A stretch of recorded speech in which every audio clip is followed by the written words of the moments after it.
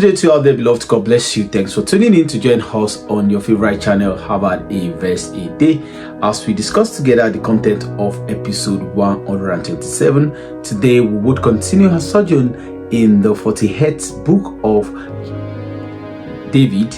Yes, his tale of his walk with God. Psalm number 40 and verse 10. I read quickly. I have not hidden your righteousness within my heart. I've declared your faithfulness and your salvation. I've not concealed your loving kindness and your truth from the great assembly. So it's saying that the intimacy I have with you, the time that I spend with you, the me that is becoming, showing forth the exact image of you, I would let people be able to see it.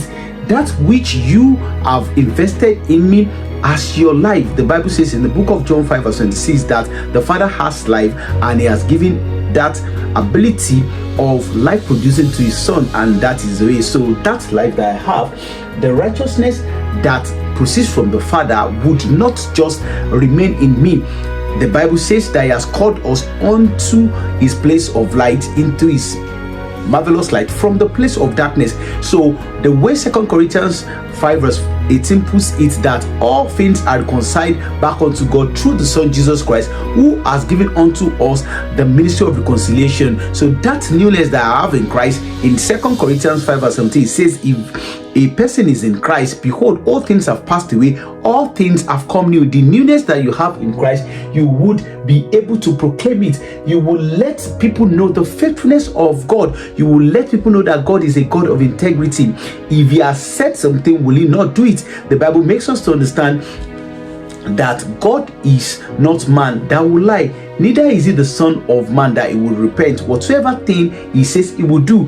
Hebrews 6 verse 18 says, by two immutable things it was impossible for God to lie. So these attributes of God, these characteristics of God that you have known experientially, you will make shame available unto people. You will be able to tell people about his loving kindness. You would be able to tell people about his salvation and his faithfulness. I have not concealed your loving kindness and your truth.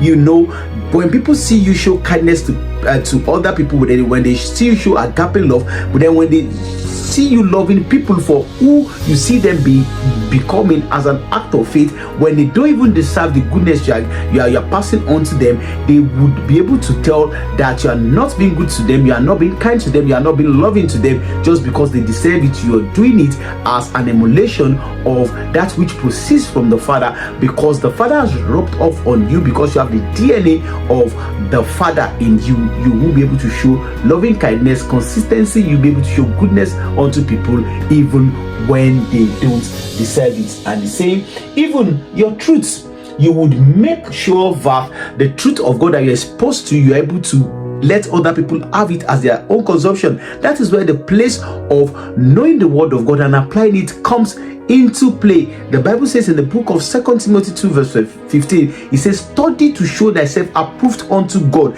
It is via study that God would approve of you, that you know him, and you will be able to let other people know his core nature.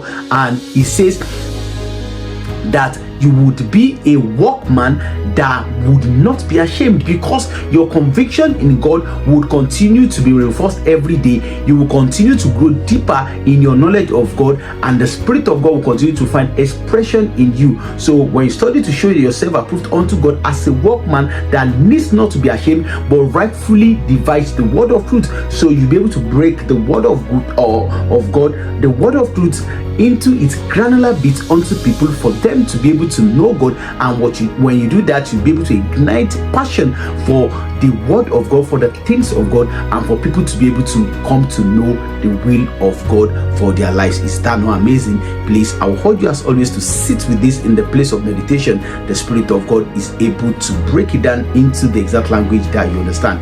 Why not make shame available to people all around you as you continue to encumber the cyberspace with the word of God as a godly alternative, doing it in bits and of course in verse a day. Shalom. God bless you until I come your way the very next time.